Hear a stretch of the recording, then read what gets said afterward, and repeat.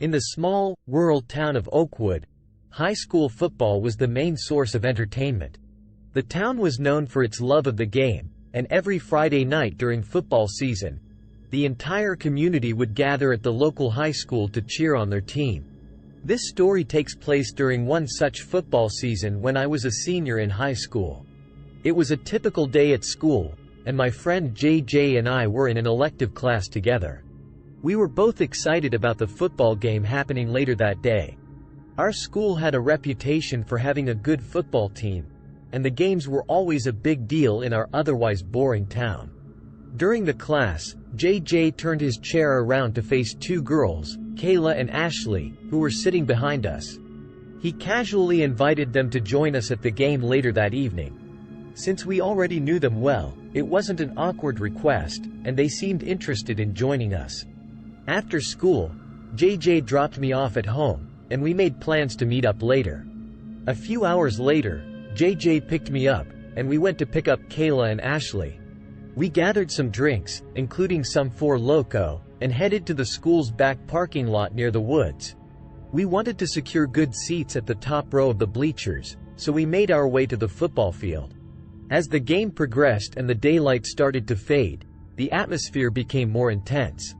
Our team was losing by a significant margin, which was unusual for us, but it didn't dampen our spirits. By the end of the game, most of the spectators had left, disappointed by our team's defeat. However, we had planned to hang out on the field after the game, so we stayed behind. The field and bleachers were quiet, with only a few stragglers left. JJ had the idea to go into the woods next to the football field, just to have some fun and scare the girls a bit. He knew they would be scared but would eventually follow us. We crawled under a small ripped portion of the fence that students often used to access the woods. As we walked down the hill into the dark woods, the girls were hesitant but eventually joined us. We decided to hide and lose them momentarily, just to play a prank. We laughed as they tried to keep up with us but eventually lost track of us. We hid behind some trees, waiting for them to catch up.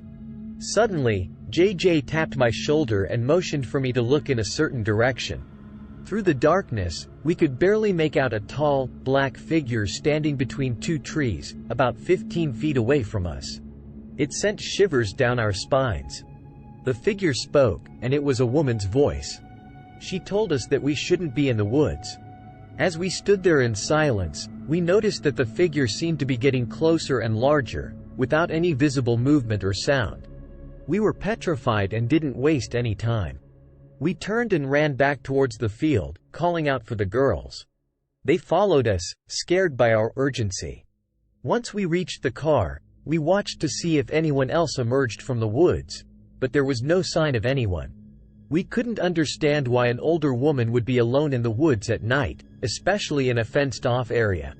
Our school had no security at the time, so it was a mystery. We decided to put the incident behind us and went to JJ's house to hang out for the rest of the night. We didn't discuss the strange encounter much and focused on having a good time.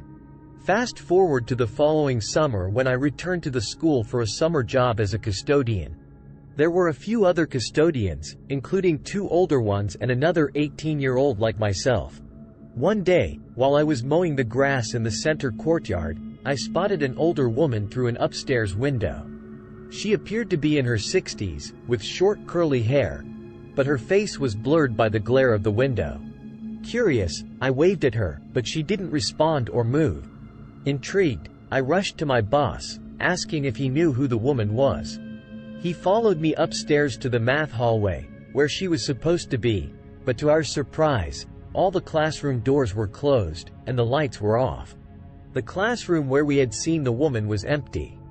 It puzzled both of us. As I continued my custodial duties, I couldn't shake the feeling that something strange was happening. The incident with the woman in the math hallway reminded me of the eerie encounter in the woods the previous year. I began to believe that the school was haunted by the spirit of an older woman. These experiences left me with no other explanation.